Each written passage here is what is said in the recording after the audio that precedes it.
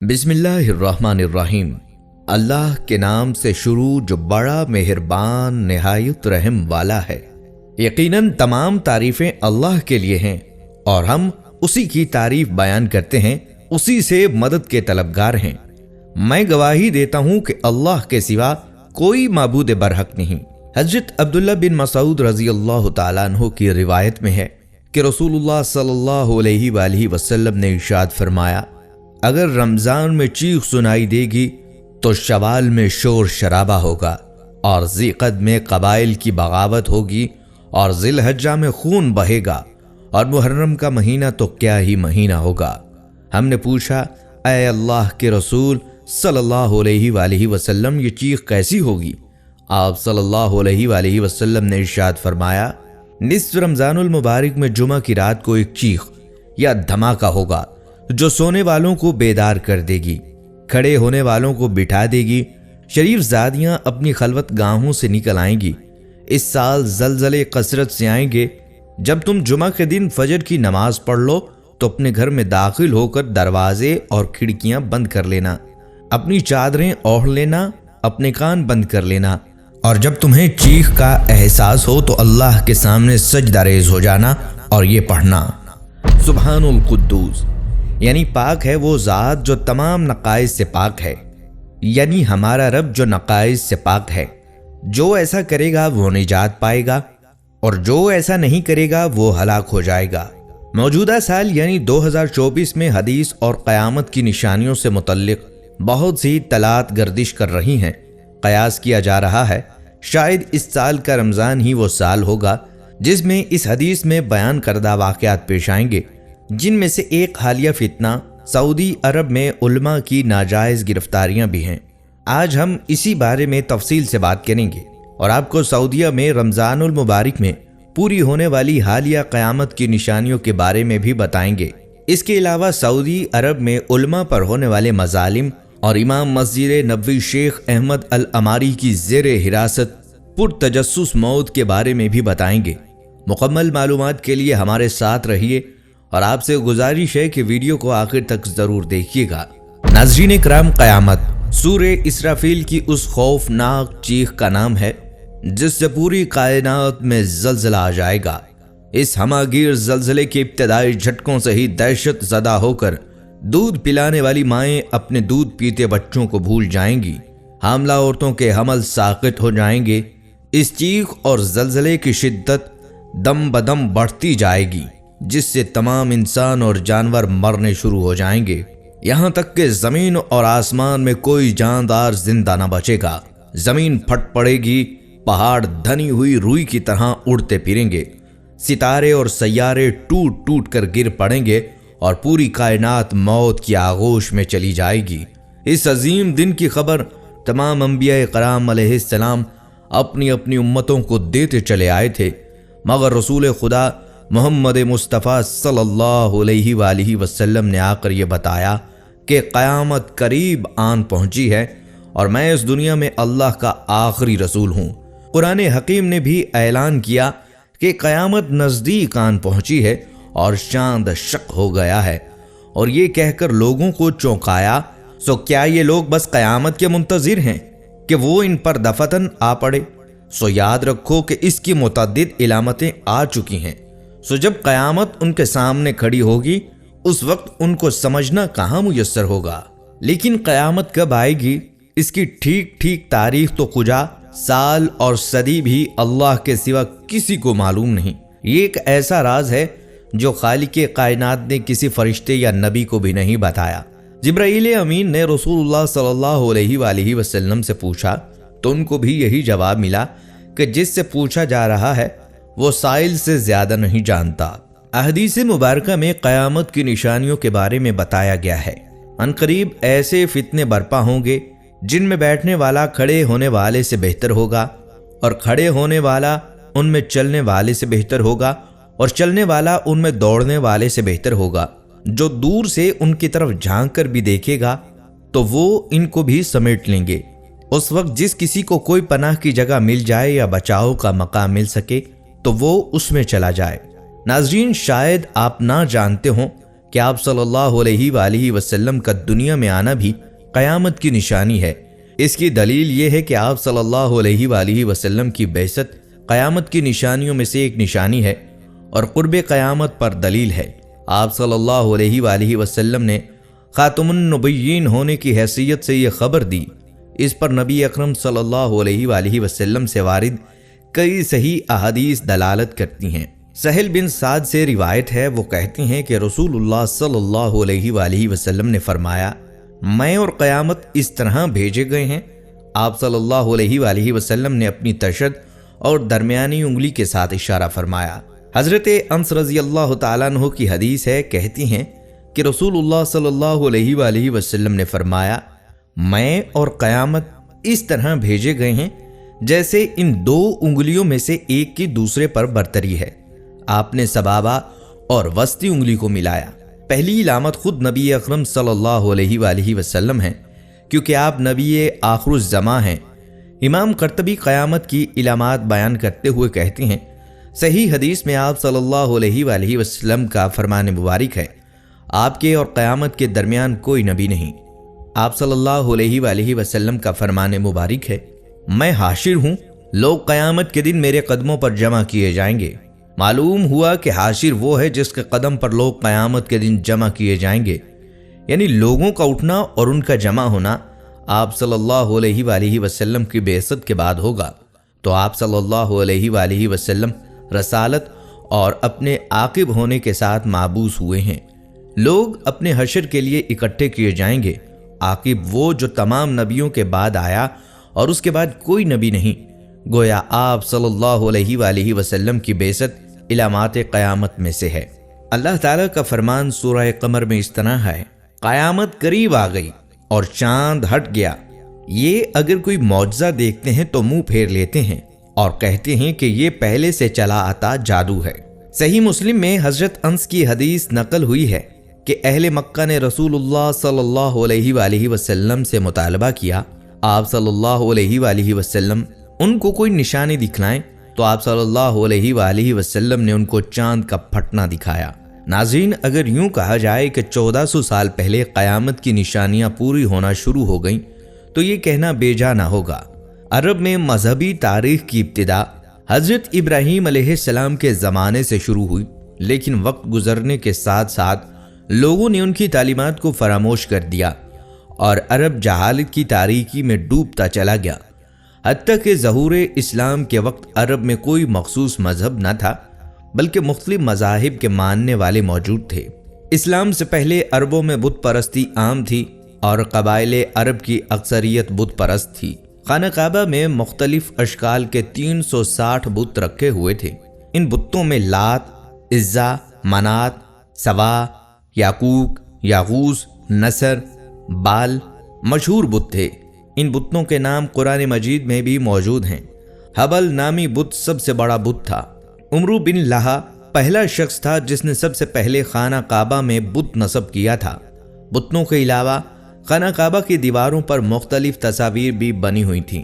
اہل شام کا مذہب عیسائیت تھا، اس لیے شمالی عرب کے وہ قبائل جو شام کی حدود میں جا کر آباد ہوئے، انہوں نے عیسائی مذہب اختیار کر لیا تھا۔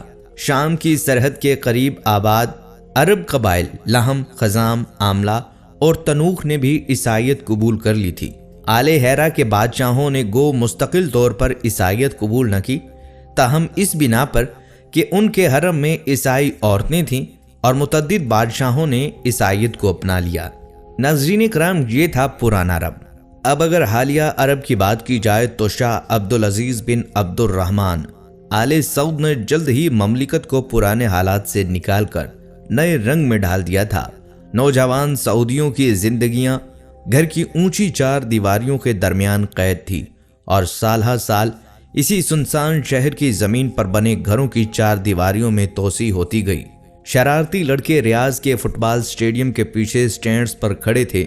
دیکھتے ہی دیکھتے انہوں نے اپنی قمیضیں اتاری اور انہیں پکڑ کر دیوانہ وار اپنے سر پر گھمانے لگے۔ وہاں موجود سعودی خواتین بھی لطف اندوز ہو رہی تھیں۔ ان کے سکارف ہوا میں کالے جھنڈوں کی مانند اڑ رہے تھے۔ برازیل اور ارجنٹینا کے درمیان یہ فٹ بال میچ سعودی عرب میں 2 دہائیوں سے ہونے والا وہ پہلا میچ تھا جسے میں دیکھنے گیا پہلے تو اسٹیڈیم میں ایک بھی عورت کا سیاہ عبایا دکھائی نہ دیتا اور ہر طرف سعودی مردوں کے سفید اور لال شماغ اور اجلے سفید چوغے ہی نظر آتے تھے۔ اس زمانے کا ریاض ایک تنگ نظر اور ناخوشگوار جگہ تھی جو شاپنگ مالز کی روشنیوں سے بمشکل جگمگایا کرتی تھی۔ لوگ شہر میں داخل ہوتے ہی سانس روک لیتے، گویا کسی کھڑے ہوئے پانی والے تالاب میں ڈبکی لگا رہے ہوں۔ تارکین وطن برسوں غائب رہتے اور کبھی کبھار شراب، چھٹیوں اور عشق معاشقے کی خبر کے ساتھ ہی دوبارہ ظاہر ہوتے۔ نوجوان سعودیوں کی زندگیاں گھر کی چار دیواریوں کے درمیان قید تھیں اور سال ہر سال اسی سنسان شہر میں زمین پر بنے گھر کی چار دیواریوں میں توسیع ہوتی گئی۔ نوجوان ایک نجی جگہ سے دوسری نجی جگہ یعنی اپنے عزیز و اقارب کے بند گھروں کا رخ کرنے لگے۔ وہ ریاض اب ماضی کا حصہ ہے۔ عوامی مقامات کے کھلنے سے شہر بدل گیا اور روزمرہ کی زندگی سے مذہبی پولیس کا بھی خاتمہ ہو گیا۔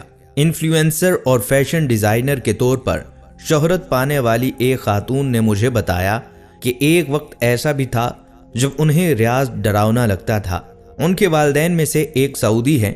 اب اس قدر تبدیلی آ چکی ہے کہ بعض اوقات جب وہ واپس سعودی عرب واپس آتی ہیں تو ملک میں پہلے سے مقیم دوستوں سے کہیں زیادہ قدامت پسند محسوس کرتی ہیں۔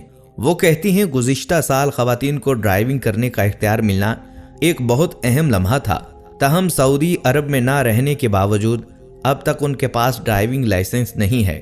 انہوں نے مزید کہا کہ ان کی سعودی سہیلیاں مردوں کے شانہ بشانہ اب اپنے گھروں کی مالک ہیں۔ میں نے جیل میں قید 4 سعودی سماجی کارکن خواتین کا ذکر چھیڑنے سے گریز کیا۔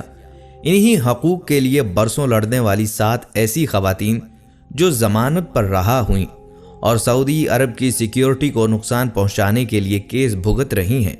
میڈیا نے ان سب کو غدار قرار دیا تھا۔ ان خواتین کے ساتھ جو سلوک ہوا وہ نئے طرز کے اس سعودی عرب پر ایک داغ ہے۔ لیکن ایسا نہیں کہ حقیقی تبدیلی نہیں آئی، یہ ایک تضاد ہے۔ نئی تبدیلیوں میں سے کئی ایک کو تماشا کہہ کر برخاست کیا جا سکتا ہے۔ اب ریاض میں تفریح کے 2 ماہ منائے جا رہے ہیں جس میں اوپن ایئر سینما، تھیٹرز اور پاپ کانسرٹس کا انتظام کیا جا رہا ہے۔ ہر رات ہزاروں لوگ شہر کے مضافات میں ریاض بولیوارڈ کہلانے والے علاقے کا رخ کرتے ہیں۔ مرکزی گلی کی طرف جانے والے راستے پر مشہور عربی گلوکاروں کے بڑے بڑے کٹ آؤٹس لگے ہیں، جہاں حجاب میں ملبوس نوجوان خواتین گزرنے والوں کو پرفیوم کی خوشبو سونگھنے کے لیے روکتی ہیں۔ ایک خاتون نقاب پہن کر پیانو بجا رہی ہوتی ہے، جبکہ کھانے کے ٹرکوں کے جتھے کے پیچھے ایک خاتون گٹار بجا رہی ہوتی ہے۔ درجنوں ریستوران ایسے ہیں جہاں مرد اور خواتین بغیر کسی رکاوٹ کے ملاقات کرتے ہیں اور وہاں سے ہر گھنٹے کے بعد وہ ایک مصنوعی جھیل پر لائٹ شو کا نظارہ کر سکتے ہیں۔ 4-5 سال پہلے تک سعودی علماء اس منظر کے ہر ایک پہلو کی مذمت کرتے رہے۔ اس وقت ان کی طاقت کمزور پڑنا شروع ہو گئی تھی، لیکن پھر بھی کافی مضبوط تھی۔ ان میں سے کئی علماء اس لیے جیل میں ہیں کیونکہ وہ ولی عہد شہزادے محمد بن سلیمان کی جانب سے لائی گئی بڑی تبدیلیوں کے حامی نہیں تھے۔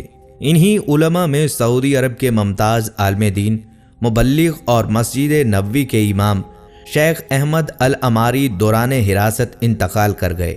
وہ اسلامی یونیورسٹی مدینہ کے سابق ڈین بھی تھے۔ شیخ احمد العماری کو 5 ماہ قبل حراست میں لیا گیا تھا اور دوران حراست انہیں فالج کا حملہ ہوا۔ مبینہ طور پر جیل میں خراب صورتحال اور تشدد ان کی موت کی وجہ بنے۔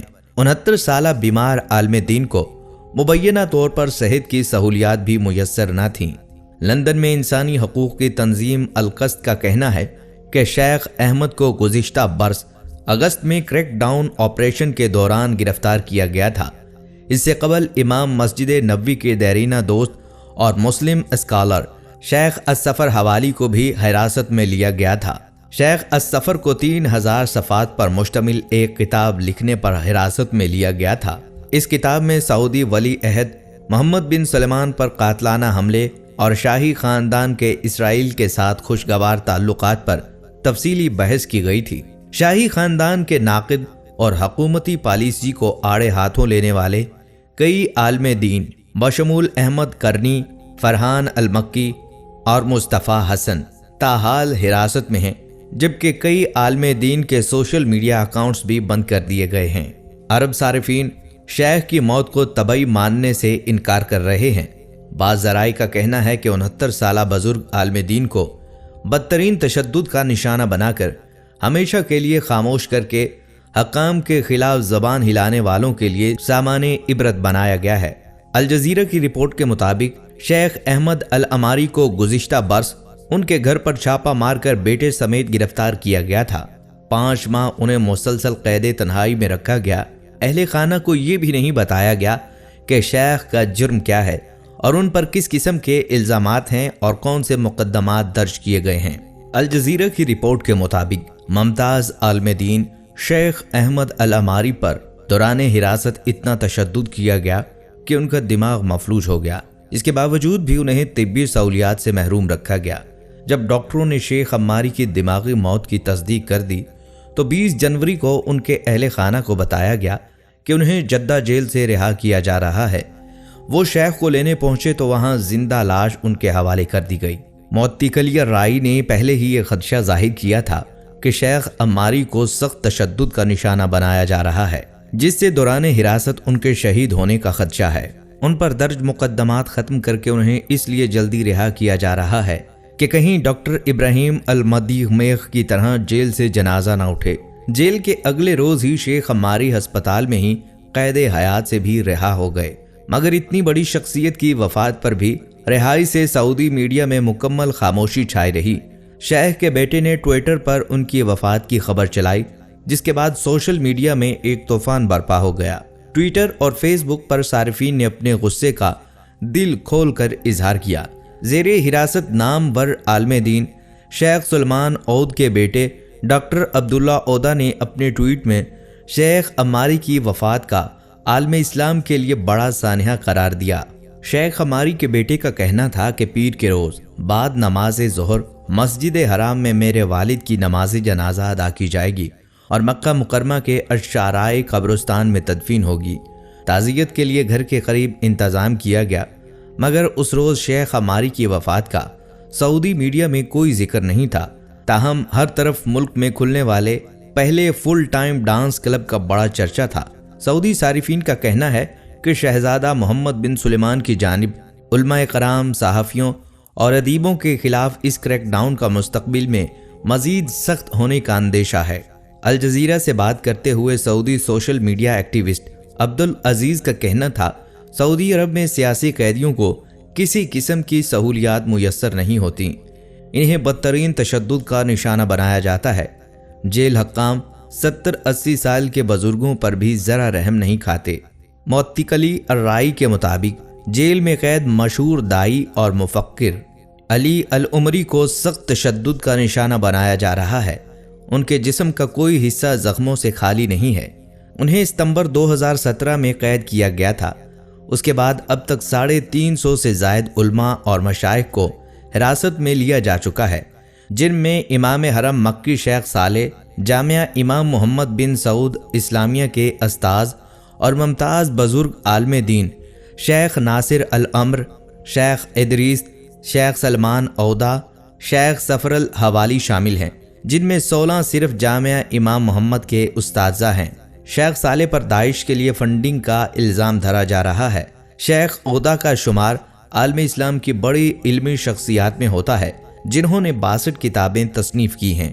International union of Muslim scholars, Doha Qatar کے نائب صدر اور یورپی افتاح کونسل کے موقر رکن ہیں، اس لیے پوری دنیا میں انہیں عزت کی نگاہ سے دیکھا جاتا ہے۔ شیخ سلمان عودہ کے بعد ان کے بھائی خالد عودہ کو بھی گرفتار کیا جا چکا ہے۔ قبل عزیز شیخ اوز القرنی، جو 16 کتابوں کے مصنف ہیں، ان کو ایک ٹویٹ پر 1 لاکھ جرمانے کی سزا ہوئی تھی، پھر انہیں لاپتہ کر دیا گیا۔ شیخ ناصر الامر 8 بڑی کتابوں کے علاوہ درجنوں رسالوں کے مصنف ہیں۔ حراست میں لیے جانے والے افراد میں علماء، صحافی، مفکر، ڈاکٹر، پروفیسر، اسکالر، ادیب اور شاعر بھی شامل ہیں، جن میں ڈاکٹر خالد العجمی، پروفیسر عبداللطیف، ڈاکٹر عمر علی، ڈاکٹر عادل، ڈاکٹر عبد المحسن وغیرہ قابل ذکر ہیں، جبکہ مشہور بزنس مین عصام زامل بھی گرفتار ہیں۔ ان تمام افراد کو قطر کے حوالے سے سعودی عرب اور اس کے اتحادیوں کے موقف کی حمایت نہ کرنے پر گرفتار کیا گیا۔ ستمبر 2017 سے اب تک 2613 افراد کو پس زندان دھکیلا جا چکا ہے۔ شیخ سلمان عہدہ پر 37 مختلف سنگین الزامات لگائے گئے ہیں۔ ان سمیت ڈاکٹر اوزل کرنی اور ڈاکٹر علی العمری کو تعزیراً قتل کرنے کی سفارش کی گئی ہے، جبکہ 2016 سے گرفتار مشہور عالم دین شیخ عبدالعزیز کی جیل میں حالت انتہائی تشویشناک ہونے کے باعث وہ اسپتال میں ہیں۔ اسی طرح امریکی فوج کی سعودیہ میں موجودگی کے خلاف فتویٰ دینے پر مشہور بزرگ عالم دین شیخ سفر الحوالی کو بھی جیل سے اسپتال منتقل کیا جا چکا ہے۔ اطلاع ہے کہ دونوں علماء کو بھی علاج سے محروم رکھ کر دارالبقاء منتقل کرنے کی کوشش کی جا رہی ہے تاکہ نہ رہے بانس اور نہ بجے بانسری۔ ناظرین کرام، اہل سعود کا علماء کرام سے اس طرح کا رویہ اور تشدد قیامت کی ایک بہت بڑی نشانی ہے۔ سعودی عرب کی جانب سے اسرائیل کو تسلیم کیے جانے کے ساتھ ہی 6 سے 7 مسلم ممالک بھی اسرائیل کو تسلیم کر لیں گے۔ اپنے ایک انٹرویو میں اسرائیلی وزیر خارجہ نے زور دیا کہ سعودی عرب کے بعد اسرائیل سے تعلقات قائم کرنے والے 6 یا 7 ممالک کا تعلق ایشیا اور افریقہ سے ہوگا۔ ایلی کوہن کا کہنا تھا کہ اسرائیلی وزیر اعظم بنیامین نیتن یاہو کی ایک بات انتہائی اہم ہے کہ سعودی عرب کے ساتھ امن کا مطلب مسلم دنیا اور یہودیوں کے درمیان امن ہے۔ ایلی کوہن نے کہا کہ انہوں نے کئی ایسے مسلم ممالک کے اہلکاروں سے ملاقات کی ہے جن کے ممالک اور اسرائیل کے درمیان کوئی رسمی تعلق نہیں۔ کوہن نے پچھلے ماہ انکشاف کیا تھا کہ ان کی لیبیا کے وزیر خارجہ سے ملاقات ہوئی ہے، جس پر نجلا منقوش کو نہ صرف عہدہ بلکہ ملک چھوڑنا پڑ گیا اور اب ان کے خلاف تحقیقات جاری ہیں۔ دوسری جانب سعودی عرب کے قومی دن پر اسرائیل کی جانب سے مبارکباد پیش کی گئی۔ اسرائیل کا کہنا تھا کہ وہ سعودی شاہ، سعودی حکومت اور عوام کو مخلصانہ مبارکباد پیش کرتا ہے۔ اسرائیلی وزارت خارجہ نے خواہش ظاہر کی کہ اسرائیل اور سعودی عرب کے درمیان امن، تعاون اور اچھے ہمسائیگی کا ماحول قائم ہو۔ پروفیسر احمد رفیق اختر کا دعویٰ ہے کہ اسرائیل کو درینہ خواب ہے کہ وہ سعودی عرب کے ساتھ اپنے تعلقات کو مزید اس قدر مضبوط کر لے کہ جارڈن سے لے کر مدینہ تک ایک سڑک تعمیر کرنے میں کامیاب ہو جائے۔ وہ مزید فرماتے ہیں کہ مکہ کی مذہبی حیثیت کو ختم کر دیا جائے گا اور اسے ایک سیاحتی مقام میں تبدیل کر دیا جائے گا، اور مستقبل قریب میں حج اور عمرہ پر پابندی لگا دی جائے گی اور لوگوں کو حج اور عمرے کی بجائے سیاحتی ویزے دیے جائیں گے۔ اس کی دلیل میں وہ کہتے ہیں کہ سعودی حکومت حج اور عمرہ کرنے والوں کی میزبانی نہیں کرے گی، کیونکہ زیادہ تر عربی مسلمان یہودیوں اور عیسائیوں کو اپنے کزنز مانتے ہیں اور دیگر ممالک کے مسلمانوں کو کسی خاطر میں نہیں لاتے، تو یقیناً قیامت دور نہیں ہے۔ ناظرین، ان سب حالات کے تناظر میں دیکھا جائے تو یقیناً قیامت دور نہیں ہے۔ سعودی عرب کی سرزمین پر بہت سی قیامت کی نشانیاں پوری ہو چکی ہیں۔ جدہ میں گزشتہ چند سال سے اصلاحاتی منصوبے کے تحت بہت تیزی سے بڑی تبدیلیاں کی جا رہی ہیں۔ سعودی عرب میں 2015 میں شاہ سلمان کے بادشاہ بننے کے بعد کئی اقدامات پہلی بار دیکھنے میں آئے، جس سے وہاں کا ماحول تیزی سے تبدیل ہوتا جا رہا ہے۔ سعودی عرب میں 2018 میں جہاں خواتین نے پہلی بار ڈرائیونگ سیٹ سنبھالی، وہیں 35 سال بعد سینما گھر کھولے گئے، جبکہ گزشتہ سال سے سعودی عرب میں پہلی بار فیشن ویکس کا بھی اہتمام کیا جانے لگا ہے۔ اسی طرح جہاں سعودی عرب میں گزشتہ برس پہلی بار کسی خاتون کو مرد اینکر کے ساتھ ٹی وی پر پروگرام کرنے کی اجازت دی گئی، وہیں سعودی عرب کی پہلی تھیٹر اداکارہ بھی سامنے آئی، اور اسی سلسلے کے تحت ہی رواں برس اپریل میں پہلی بار سعودی عرب کے 5000 سالہ قدیم کھنڈرات میں میوزک فیسٹیول کا اہتمام کیا گیا۔ اور اب خبر سامنے آئی ہے کہ سعودی عرب کے ساحلی شہر جدہ میں حکومتی اجازت کے بغیر ہی نائٹ کلب کھولا گیا ہے، جس پر یو ٹرن لیتے ہوئے سعودی حکومت نے تفتیش کا اعلان کر دیا۔ عرب نیوز کے مطابق سوشل میڈیا پر جدہ میں ہونے والے ایک ایونٹ کی ویڈیو سوشل میڈیا پر وائرل ہونے کے بعد سعودی عرب کی حکومت نے اس کی تحقیقات کا اعلان کر دیا۔ رپورٹ کے مطابق سوشل میڈیا پر وائرل ہونے والی ایک تقریب کی ویڈیو میں مرد و خواتین کو ایک کلب میں دیکھا گیا تھا اور سوشل میڈیا پر دعویٰ کیا گیا تھا یہ تقریب جدہ میں کھلنے والے نئے نائٹ کلب میں ہوئی۔ محمد بن سلمان کے حکم پر سعودی عرب میں فحاشی اور عریانی کی ترویج، خواتین کی جنسی ہراسانی کا ہوشربائے انکشاف، جدت پسندی، ماڈرنزم اور سیکولرزم کے نام پر حجاز کی مقدس سرزمین وحی پر رونما ہونے والے خلاف اسلام و شریعت اقدامات کے سبب سعودی معاشرہ تیزی سے تباہی کی جانب گامزن ہو چکا ہے۔ بے اعتدالی، عریانی و فحاشی کے فروغ کے سبب مخلوط میوزیکل کنسرٹس اور عوامی مقامات پر جنسی ہراسانی کے واقعات میں اضافے کا خدشہ ظاہر کیا جا رہا ہے۔ BBC کی رپورٹ کے مطابق مشرق وسطی کے سب سے بڑے میوزک فیسٹیولز میں سے ایک سعودی عرب میں ہو رہا ہے۔ تقریب کے منتظمین نے ریاض کے گرد و نواح میں ہونے والے اس ایونٹ کے دوران جنسی اور دوسری طرح کی ہراسانی روکنے کے لیے اضافی اقدامات کا وعدہ کیا ہے۔ سعودی عرب میں اب بڑے پیمانے پر تفریحی تقاریب اکثر دیکھنے میں آتی ہیں، مگر مقامی اور غیر ملکی خواتین کی جانب سے ایسی اطلاعات سامنے آئی ہیں کہ انہیں یہاں جنسی ہراسانی کا سامنا کرنا پڑا ہے اور اس کے پاس کچھ واقعات کے شواہد بھی موجود ہیں۔ ان تقاریب کے بعد مناظر اب غیر معمولی لگتے ہیں۔ ایسا ملک جہاں چند سال قبل تک عوامی مقامات پر موسیقی متنازع تھی، یہاں اب رات بھر بلند آواز میں میوزک فیسٹیول ہوتے ہیں اور لوگوں کی بڑی تعداد اس میں شرکت کرتی ہے۔ MDL بیسٹ ساؤنڈ اسٹارم نامی اس تقریب میں 4 روز تک لاکھوں کی تعداد میں لوگ دنیا کے معروف DJs کو دیکھنے آئے۔ اس تقریب میں مرد اور خواتین ایک دوسرے کے ساتھ گھل مل سکتے تھے۔ ماضی کے سعودی عرب میں ایسا سوچا بھی نہیں جا سکتا تھا۔ اس کنسرٹ میں مرد اور خواتین ایک ساتھ جمع ہو سکتے تھے۔ دنیا کے مشہور پرفارمرز کے لیے سعودی عرب آنے کا فیصلہ آسان نہیں تھا اور انہوں نے ادھر آنے سے پہلے انسانی حقوق کی خلاف ورزیوں کا ریکارڈ بھی دیکھا ہوا تھا۔ سماجی کارکنان کا کہنا ہے کہ سعودی عرب آنے والے پرفارمرز نے جابر حکومت کی مدد کی ہے تاکہ ان کی ساکھ بہتر دکھائی جا سکے، لیکن پرفارمر واحد افراد نہیں جو ان تقاریب پر جانے سے کتراتے ہیں۔ ایسی اطلاعات ہیں کہ ریاض اور دیگر علاقوں میں ان بڑی تفریحی تقاریب کے دوران خواتین کے ساتھ جنسی ہراسانی کے بے شمار واقعات سامنے آئے ہیں۔ گزشتہ برسوں کے دوران ایسی ویڈیوز سامنے آئی ہیں جن میں مرد خواتین کو نازیبا انداز میں چھو رہے ہیں یا دوسرے طریقوں سے ہراس کر رہے ہیں۔ ناظرین، سعودی عرب میں حرم خالی، حج تقریباً معطل، مقامات مقدسہ جانے پر 10,000 ریال جرمانہ اور عمرہ بھی بند۔ ہر نمازی کو ایک ایپ جاری کی جا رہی ہے جس کی مدد سے وہ مسجد نبوی میں صرف 2 وقت کی نماز ادا کر سکے گا، اور اگر کہیں چھپ چھپا کر مسجد نبوی پہنچ بھی گیا تو اس کو اس جرم کی سزا سے خلاصی کے لیے 10,000 ریال ادا کرنا ہوں گے۔ اس کے برعکس میٹا سینما ہال فل فلم فیسٹیول جاری رہے گا۔ کورونا کے دوران 20 نئے سینما کھل گئے۔ سعودی میٹا سینما کے مطابق 40 ہفتوں میں $37 ملین کے سینما ٹکٹس فروخت ہونے کا ریکارڈ قائم ہوا۔ 2020 میں پوری دنیا کی فلمی صنعت زبوں حالی کا شکار رہی، لیکن سرزمین وحی اور حجاز مقدس میں اسے عروج حاصل رہا۔ گزشتہ ماہ جدہ میں 15 دن کے وقفے سے 2 بڑے میوزیکل کنسرٹس ہوئے جن میں سعودی مرد اور خواتین بغیر کسی قسم کے SOPs کے ناچ گانے کے مخلوط پروگرام میں شریک رہے۔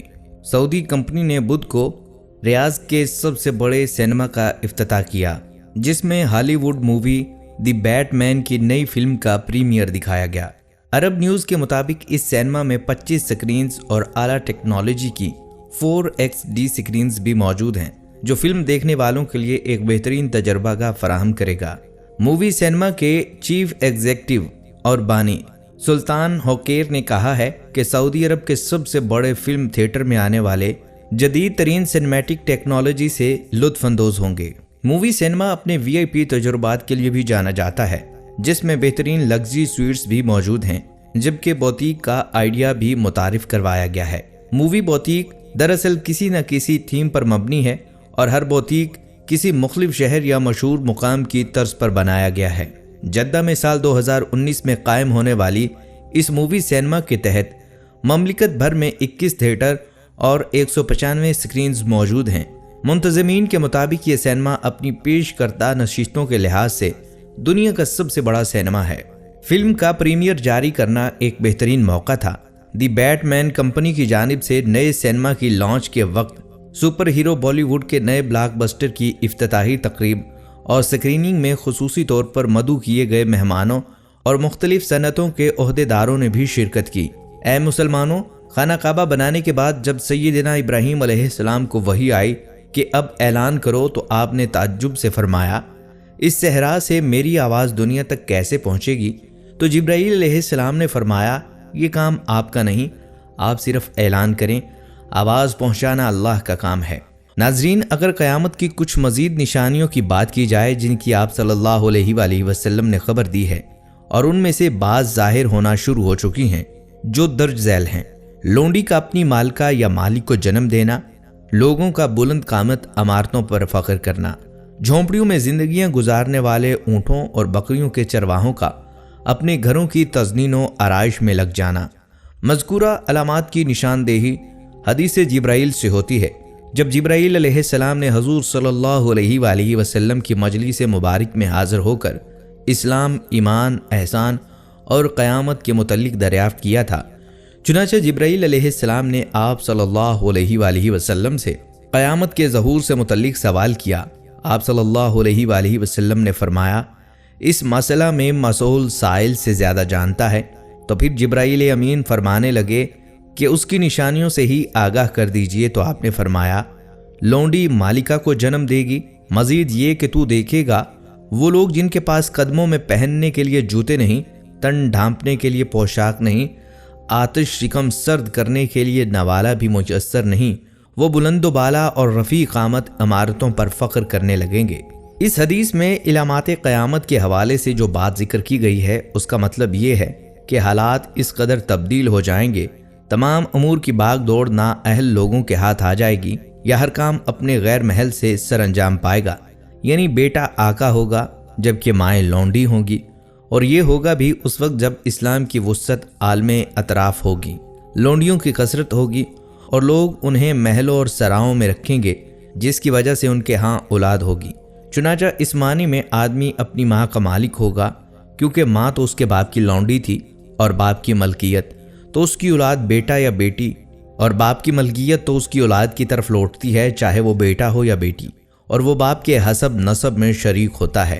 इसी तरह बरहना पाँव, बरहना बदन, गडरियों से मुराद वो जाहिल और जालिम लोग हैं जिनके मालदार होने की वजह से इख्तिदार बदल जाएंगे और वो लोगों के लीडर बन जाएंगे। बुलंदो बाला इमारतें बनाने में वो फ़ख्र महसूस करेंगे, बल्कि इसे वजह फ़ख्र और गुरूर ठहरा के इसमें मुसाबकत करने की कोशिश करेंगे। अल्लामा महमूद फरमाते हैं, इमारतों में फ़ख्र और गुरूर से मुराद ये है कि कई मंजिला और सर बफलक घर तामीर करेंगे जो बड़े खूबसूरत, मुज़य्यन और आरास्ता मजबूत बुनियादों वाले होंगे। मज़ीद ये कि बड़े वसी और कसीरुल मजलिस होंगे। ये सब कुछ हमारे ज़माने में हो रहा है। जब से बरहना पाँव और बरहना लोगों के पास मालो दौलत की फरावानी और दुनिया की फरावानी आई है, यहाँ क़यामत से पहले हालात की खराबी की तरफ इशारा है। नबी फरमाते हैं कि उसे औलाद को माओं के साथ सलूक का मफ़हूम मुतय्यन करते हुए इस पर महमूल न किया जाए कि जायज़ बेटा ही अपनी माँ को ख़रीदेगा, बल्कि इनके अलावा कई सूरतों में से भी उसे तसव्वुर की वजह से एक ऐसे आज़ाद को जन्म देती है, ऐसा आज़ाद जो कि उसके ज़िना या रफ़ीक के निकाह में किया जाएगा। वो इस तरह की लौंडी हकीकी मालिक से नहीं है। फिर लौंडी को दोनों सूरतों में फ़रोख्त कर दिया जाता है। ऐसे ही उसके फ़रोख्त होने का सिलसिला चलता रहेगा हत्ता कि उसका बेटा या बेटी उसे ख़रीद लेगी। औलाद वालिदैन की बड़ी नाफरमान हो जाएगी। बेटा अपनी माँ की तौहीन करते हुए ऐसे पेश आएगा जैसे मालिक अपनी लौंडी से पेश आता है। उसे गालियाँ देगा, मारेगा और खिदमत लेगा। उसे मजाजी तौर पर मालिक कहा गया है, या फिर ये मुराद होगी कि मुरब्बी का रब बन जाएगा, तो उस वक्त इसे हकीकत पर महमूल किया जाएगा। अपने अमूम के एतबार से ये बेहतरीन तोजीह है, क्योंकि हदीस इस बात की वजाहत कर रही है कि हालात ख़राब हो जाएंगे, मामलात उलट पुलट जाएंगे। बाकी रही ये बात कि लोग इमारतों पर फ़ख्र करेंगे, तो वो हमारे ज़माने में ज़ाहिर हो रहा है। लोग कसरत माल के सबब तज़दीन व आराइश के साथ घरों को वसी करने में मुसाबकत कर रहे हैं। हत्ता कि फ़कीर और ज़रूरतमंद लोगों ने भी कई मंजिला घर बना लिए हैं और वो इसमें मुसाबकत भी कर रहे हैं। नाज़रीन, ये तमाम बातें जिनके सादिक और मुसद्दिक नबी पाक सल्लल्लाहु अलैहि वसल्लम ने खबर दी, पूरी हो चुकी हैं।